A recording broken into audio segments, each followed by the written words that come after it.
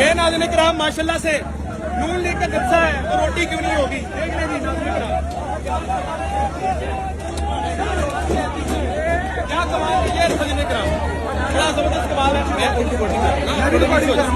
ये नाज़रीन किराम आप रिकॉर्डिंग है और ये है जी नजरिया ये पूरी होता है कि ला इलाहा इल्लल्लाह मोहम्मद रसूलुल्लाह आपको आजाद कर देता है। नजरिया ये होता है, ये दिखाए जी क्या है जी, क्या कहने यही होना चाहिए, यही होना चाहिए।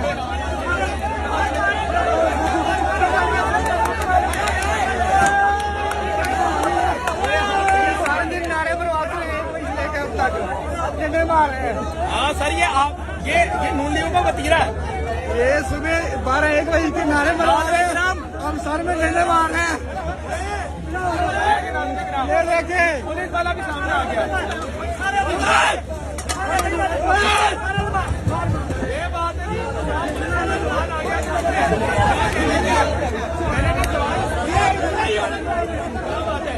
पूरे 2 बजे से लोग नारे मार रहे हैं, दाड़े मार रहे हैं लोगों के लिए, लेकिन जब रोटी की टाइम है तो डंडे बरसा दिए। सुभान अल्लाह, सुभान अल्लाह जी, चलो सबर का सुभान अल्लाह। 2 घंटे से लोग 5 घंटे से लोग इनके लिए नारे मार रहे हैं और अब रोटी की बारी आई तो डंडे बरसाने शुरू। यार अंदर जाकर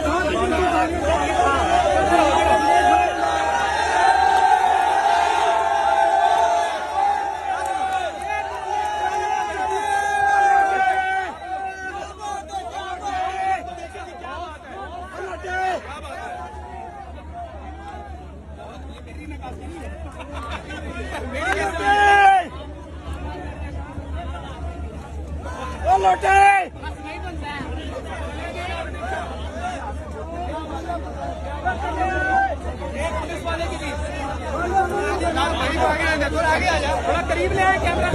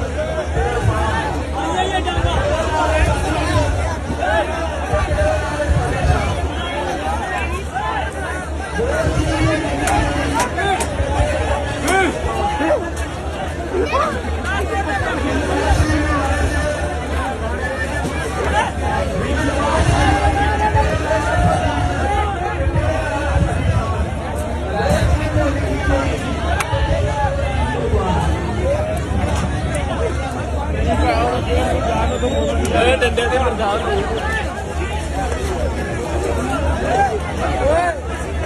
करना है